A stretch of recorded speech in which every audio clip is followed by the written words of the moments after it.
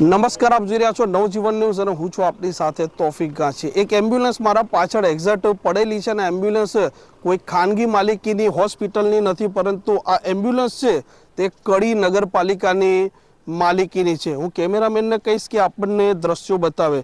જે પ્રકારે હાલ પ્રાથમિક સમાચાર મળી રહ્યા છે તે મુજબ આ એમ્બ્યુલન્સ ગત રાત્રિના સમયે કોઈ અજાણ્યા વ્યક્તિઓ કડી નગરપાલિકાનું જે ફાયર સ્ટેશન છે ત્યાંથી ચોરી ગયા છે અને ચોરી ગયા બાદ આ એમ્બ્યુલન્સ અહીંયા કેનાલના રસ્તેથી નીકળતી હતી તે સમયે અકસ્માતની ઘટના બની છે અને એમ્બ્યુલન્સ પલટી ખાઈ ગઈ છે। એમ્બ્યુલન્સ હજી સુધી તેનું પાસિંગ પણ નથી થયું। નવી નક્કોર એમ્બ્યુલન્સ છે અને એમ્બ્યુલન્સ ચોરવાનું કારણ પણ હજી સુધી કોઈ પણ પ્રકારનું હાલ સામે આવ્યું નથી। નવી નક્કોર એમ્બ્યુલન્સની કડી નગરપાલિકામાંથી ચોરી થતા કડી શહેર અને તાલુકામાં આ મુદ્દો ટોક ઓફ ધી ટાઉન બન્યો છે।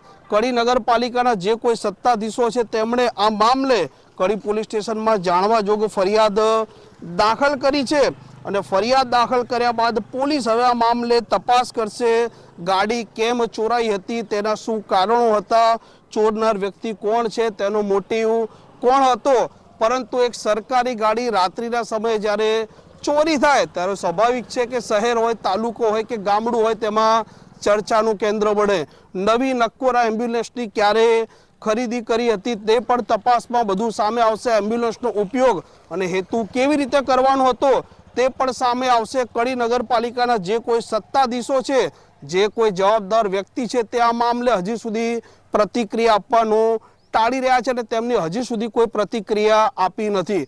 કડી પોલીસ સ્ટેશનમાં ફરિયાદ દાખલ થશે અને ત્યારબાદ તપાસમાં દરેક વસ્તુ સામે આવશે। આ ફાયર વિભાગ છે ત્યાં સીસીટીવી કેમેરા હોય તે એક સ્વાભાવિક વસ્તુ છે। જો સીસીટીવી કેમેરા ચકાસવામાં આવશે તો પણ ઘણી બધી વાતો સામે આવશે। આ નગરપાલિકાની કડી એમ્બ્યુલન્સની જે પ્રકારે ચોરી થઈ અને જે પ્રકારે નુકસાન અકસ્માત થયો તેને લીધે આ મુદ્દો હાલ ચર્ચામાં છે। આ પ્રકારના સમાચાર માટે નવજીવન ન્યૂઝની આ ચેનલને જોવાનું અને સબસ્ક્રાઇબ કરવાનું ભૂલતા નહીં।